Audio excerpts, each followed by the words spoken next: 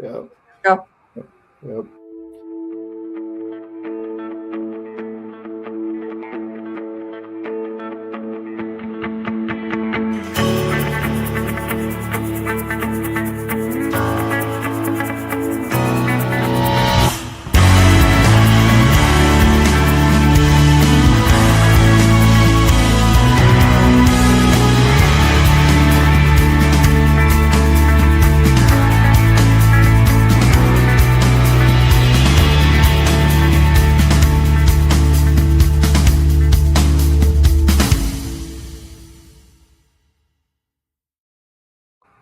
Hey, y'all. Welcome to Book World: The Great Escape. I'm author CJ Peterson. My co-host over here is author Michael Scott Clifton. And today we have a special guest down below. We have Library Director Brandy Winn. Welcome, Brandy. Thank you so much for having me. Today we're going to be talking, before we get started though, we'll be talking about Lee-Bardwell Public Library and all their different programs, and what Brandy does something a little bit special for indie authors. But before we get there, this weekend we have Brazoria Comic-Con down in Lake Jackson, Texas. I will be there with Super Hubby. Check out the different guests. I know we're going to have multiple Power Rangers along with Babu. I know we're going to have Vic McNania will be there, and I know that we're going to have Scream, the guy who was one of the second guys from Scream. So make sure to check out all those guests. You can find out more at BrazoriaComicCon.com. Check that out. I will be running around. I will have the M3 tags, so don't miss it. BrazoriaComicCon.com. Saturday and Sunday we will be bringing a little puppy there with us as well, so make sure to check us out. I will be that streak running across the floor as I always am, running the floor. So check it out, BrazoriaComicCon.com, Saturday and Sunday down Lake Jackson, Texas, at Lake Jackson Civic Center. Don't miss it. Okay, Brandy. Welcome. Thank you. So you do something special for indie authors. Let's start there, because I was excited when Mike was telling me about it. Okay, so when I was, talking earlier, I received a grant from the J. Frank Dobie Foundation last year, and the intention was to try to do some edification of our children's section. However, because I had a really good experience with an event that I had for a local artist, I realized that there were more artists in every way, shape, and form in the area than even I knew about. So my idea was, instead of doing what I was planning on doing, I would go to a conference and kind of talk to authors there and take the money that I was going to spend and buy books from authors who are local, who are from Texas, who are independent.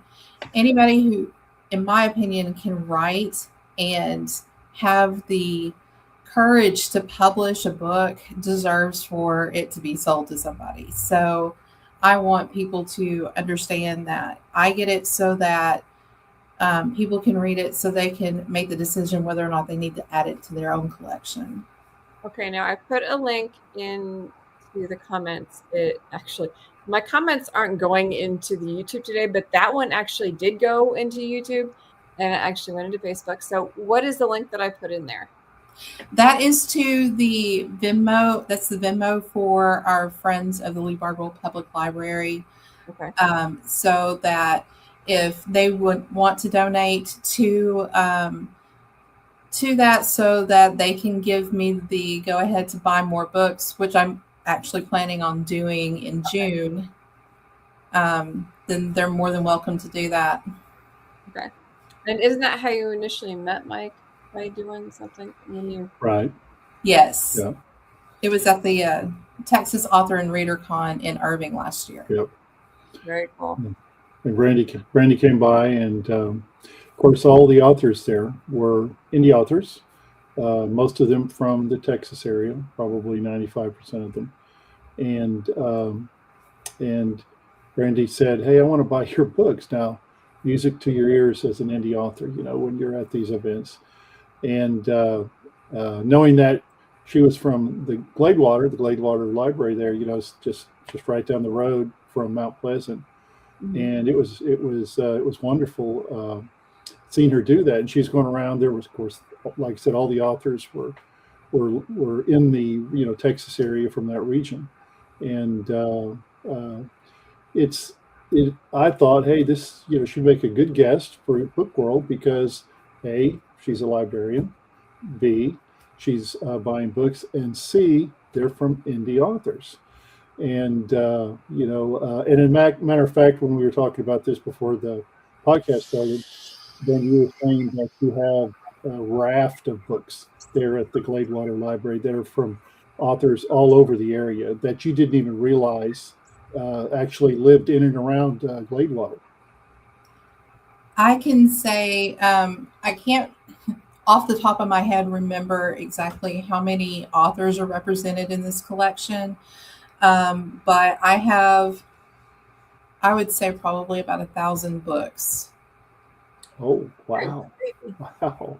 So if I'm not buying at a conference, then I'm going to websites, I'm going to Amazon, I'm asking everyone, where do you want me to buy from? Because I want you to get the most money for your book. And, I'm going to have 19 novels. You're welcome to go to mine. I will absolutely do that. I'm just saying. I used to live in Texas, so I used to be local. I'll even try to find the ones that are like out of print. If I can find it, I'm going to get it.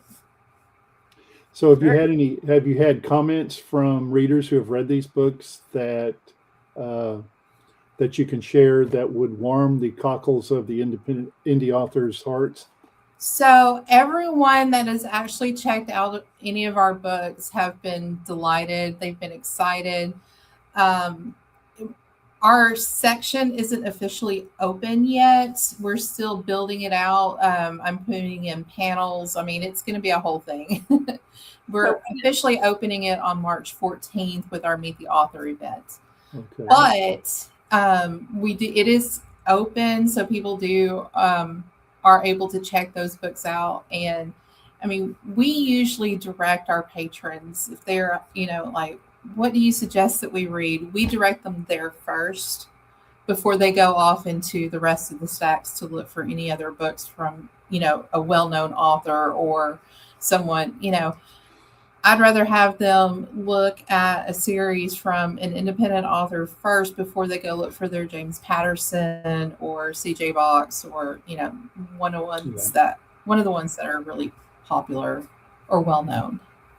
So do you have like different days or something where you actually have the authors come in? So not yet. I do have a book club that meets every month, and I've been trying to get 2 independent authors to come in during the year. However, starting after this Meet the Author event in March, I'm actually going to open up 2 book clubs. One is going to be specifically independent authors, and it's going to, the genres are going to range from horror to romance to even nonfiction. Mm-hmm. And so we'll have a separate book club meeting that's going to be genre specific and independent author specific. Very cool. Oh, that's awesome. That's really cool. It is. Now, what other activities do you like to do at the library itself? So we have a monthly kids night, a monthly parents night. We have a crochet club that we have that meets every other Tuesday, and that's a lot of fun because we have a whole lot of women coming in and they just sit there and they commune and cackle, and it's amazing. It's so much fun. You get to hear a lot of gossip that way. We have our book club. We have a community garden in the spring and summer. We have a seed library that, is available. During the summer, we have summer reading. We have a Harry Potter day. We do have, so our summer reading is always a lot of fun because we open it with a water balloon fight and we close it with a water balloon fight with the fire department. So, they bring out the grass truck and spray the kids with the big water hose. And that's always a lot of fun too. But we do, little different events throughout. And sometimes it just depends on what national day it is, because sometimes we'll have, National Ice Cream Day coming up. And so I'll look at the calendar and I'm like, okay, well, let's make homemade ice cream in little bags. So we teach kids how to make ice cream. And that's always, really fun. They get to mess things up and get things sticky. And we do a lot of some STEM events here and there, but mostly it's just trying to come up with something different to get people in, because for me, this is a community center. It's not necessarily just the library. So I know, of course, I think I already know the answer. I was a public educator for 38 years. Reading is the foundation of learning. There are other subjects like math and science, but the foundation of all that starts and actually ends with reading and the comprehension of reading.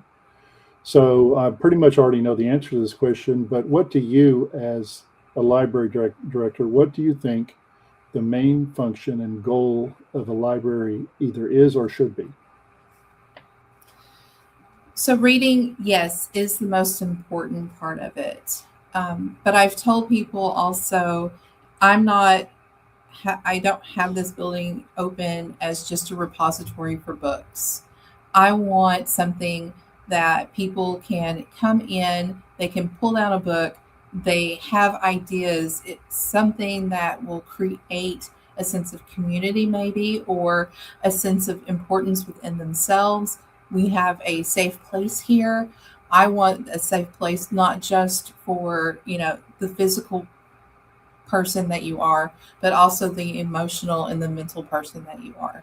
And, for me, getting away through books is part of that emotional and that mental stability that I need. And part of all of that is wanting to share that and making sure that people who need that are able to get it.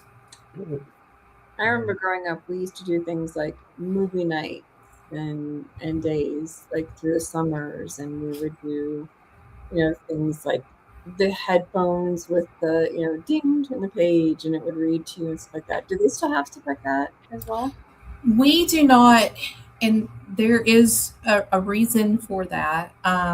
It's so in 2021, during the winter storm here, we had a huge water leak and it flooded the entire library. And I would say probably a quarter of the library books were destroyed.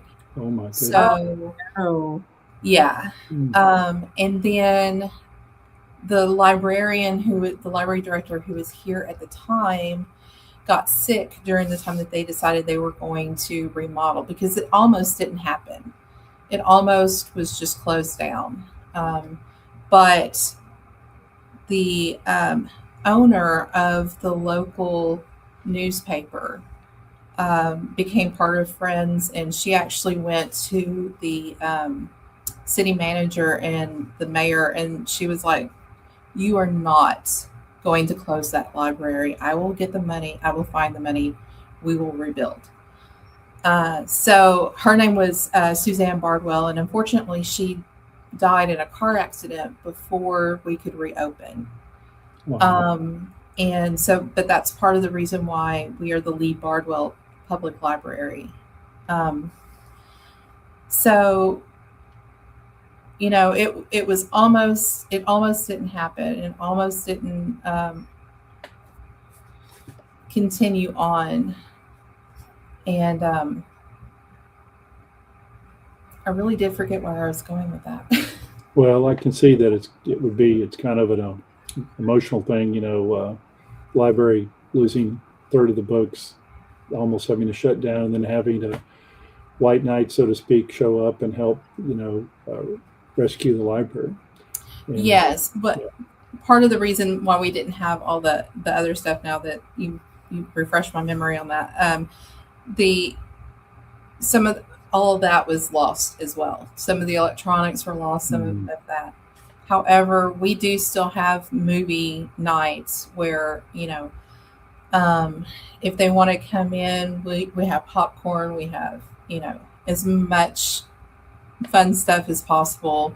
They're able to bring blankets and pillows and things like that, especially during the summer. Right.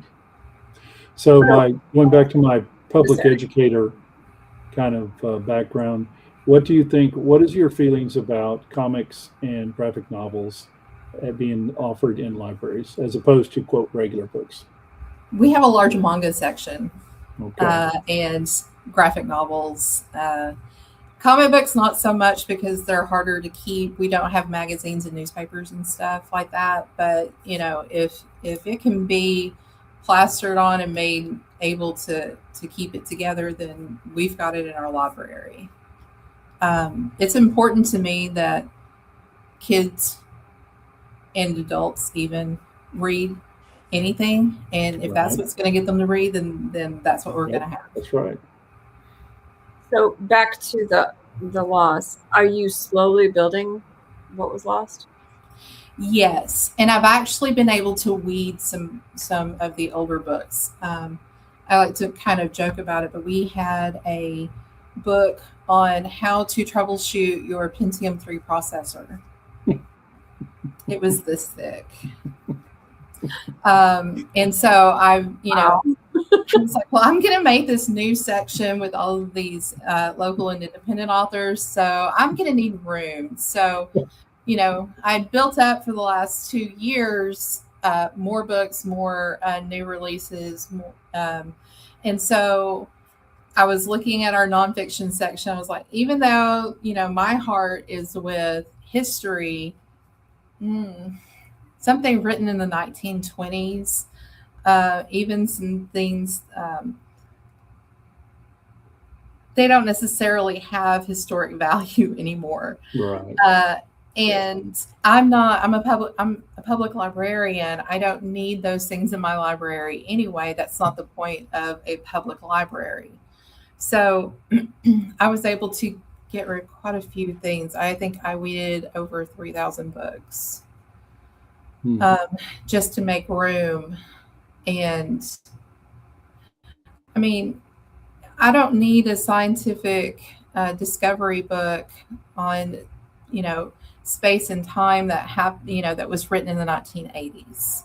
That's not relevant today. A lot of the, what you need to know about your autistic child, those books, there are other books coming out that have more progressive terminology, more progressive medical advancements that are coming out that definitely are obsolete. Were obsolete. So you're weeding out the obsolete books to make room for the new ones. Yes, which actually is time consuming, obviously, but it's actually considering the loss of books and what had happened in that flood, seems like to be a good thing, because you're actually replacing them with more books that are germane to the times in which we live in. Yes, which is something that they weren't able to do when they started putting everything back into the library. They had just enough to remodel. They didn't have enough to bring in more books. So if someone, because a good friend of mine, Helen Thompson, used to be the librarian here at the Mount Pleasant Public Library.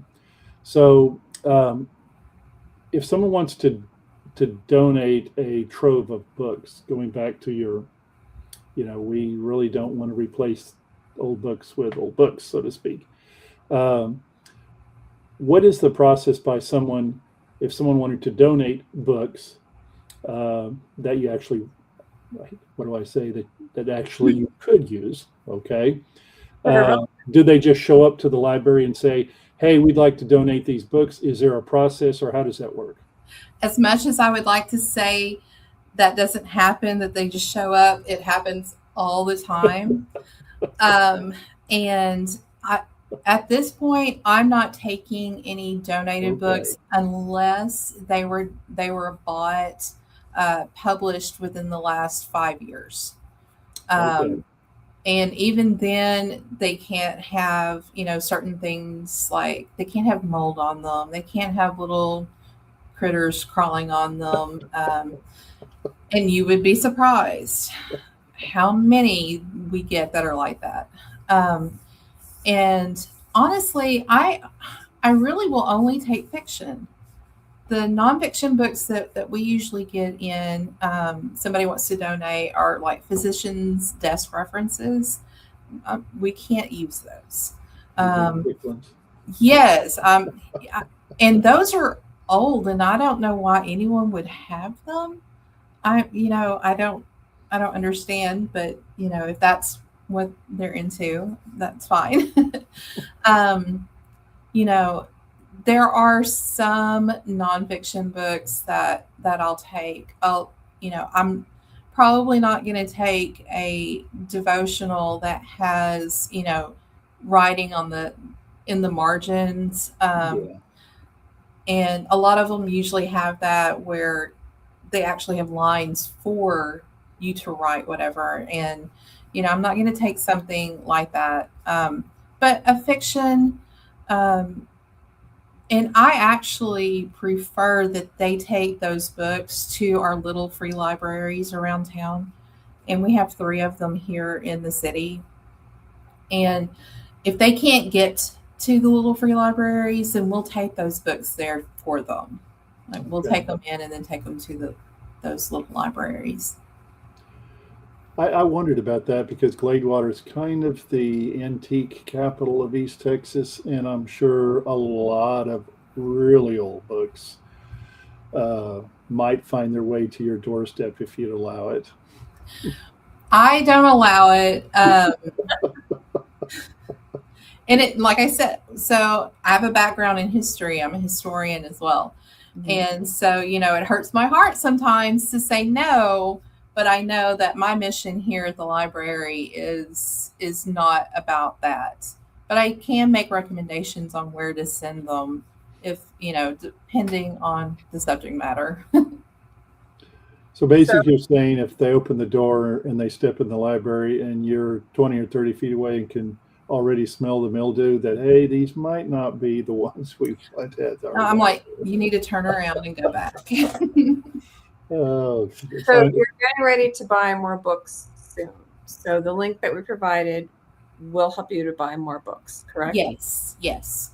Okay. So if somebody wanted to maybe start a new donation type thing, how do they go about doing that?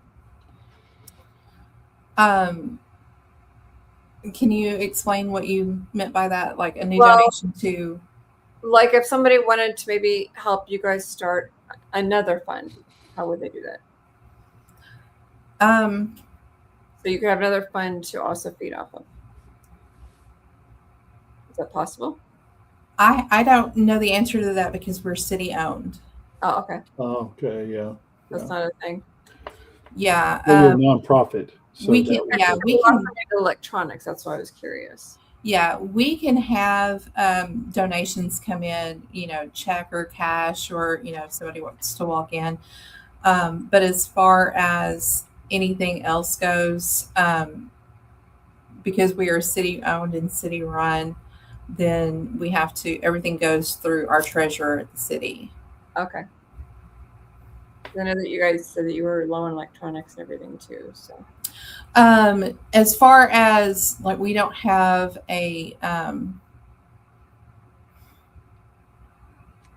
we have plenty of computers. We lost like anything that you could just listen along and read along with. So we have CDs here. If you wanted to listen to a CD, you'd have to bring your own device to do that. But I was thinking more along the lines of, the little headphones that, you would wear, and our microfilm reader Oh no. was demolished. But there is a grant for the Portal of Texas History that we received that we're able to ship everything to the University of North Texas, and they're putting it onto their website. So Okay, cool. they're scanning everything. Okay. And I So know you're still able to save some of that stuff. Yes. Okay, cool. we're kind of running out of time, but like most libraries, I'm assuming that you are building up a audio collection of audiobooks. Can you kind of give some insight into that? So we have, I would say, probably about 5 to 600 CDs, audiobooks, books on CD. We don't subscribe to any electronic, Okay. Audible or anything like that. Mainly because we are a small library and it is a budget through the city, and Yeah. a lot of our patrons, they want to come in and pick up a book and actually look at the book and read it. Okay. So that's why we haven't kind of branched out that way. Although I have, during summer reading, what we do is we have electronic devices that we give away as prizes. So we give 2 Kindles, 2 Amazon Fires, 2 laptops, and then something for the little kids. So we give those out. We do a drawing. The more you read, the more you write me a book review or kind of like a book report, the more times you get your name into the drawing. And depending on what type of book it is and some other parameters, if it's on book lists, if it's a Texas author, if it's a nonfiction book, those will get you 2 times put your name in. So we usually have a very large bucket from all age groups that we draw every, twice at the very end of our summer reading program. That's Awesome. really cool. Those are some very nice prizes. Sure are. We give a little bit here and there depending on, what we're doing. So like Harry Potter Day, we have, the whole shindig. We have Harry Potter food and drink. We have little gifts that we give out. At the beginning of the summer, they get a bag with all of the information that they need in it. Pencils, pens, stickers, just the fun little bookmarks, the stuff that you would normally give out. Some of them get little $10 gift cards from Amazon.